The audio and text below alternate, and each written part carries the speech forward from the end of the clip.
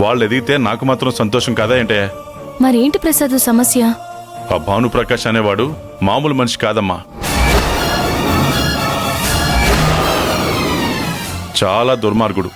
వాడి చేతికి ఆస్తి వెళ్ళింది అంటే అది తిరిగి తీసుకోవడం అనేది అసాధ్యం.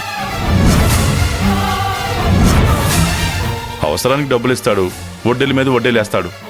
ఇచ్చిన డబ్బులు తిరిగి తీసుకోలేని పరిస్థితి తీసుకొచ్చి ఆస్తిని లాగేసుకుంటాడు.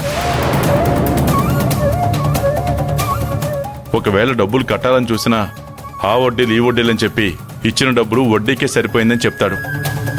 అది తెలియక రాఘవ పులినోట్లో చేపెడుతున్నాడు.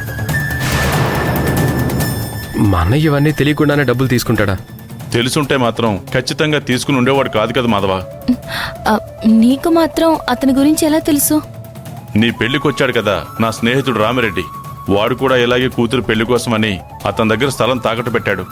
వాడున్నప్పుడే రాఘవకు డబ్బులు ఇచ్చాడని తెలిసి వెంటనే నాకు ఫోన్ చేశాడమ్మా. నేను మోసపోయాను, నష్టపోయాను. మీ అల్లుడు అన్నయ్య అక్కడ డబ్బులు తీసుకున్నాడు, జాగ్రత్తగా చూసుకోండి అని చెప్పాడు. అందుకే పని కట్టుకుని మీకోసం వచ్చాను. మీరు చెప్పింది నిజమే కావచ్చు మావయ్య గారు. అలా అని అన్నయ్య ముందు వెనక ఆలోచించకుండా ఇవన్నీ చేయడు. అయినా ఇప్పటి వరకు మా అన్నయ్య ఏది చేసినా నేను ఎదురు చెప్పలేదు. ఇప్పుడు వెళ్ళి ఆ డబ్బులు ఇచ్చేసి ఆస్తి కాగితాలు తెచ్చేసేయని నేను చెప్పలేను.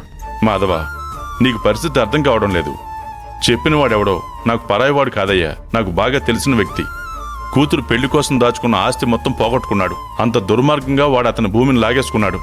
అంటే రేపు మీ అన్నయ్య విషయంలో కూడా మోసం జరగదని నమ్మకం ఏముంది? వద్దు మావయ్య గారు, మీరు చెప్పేది మా మంచికే కావచ్చు.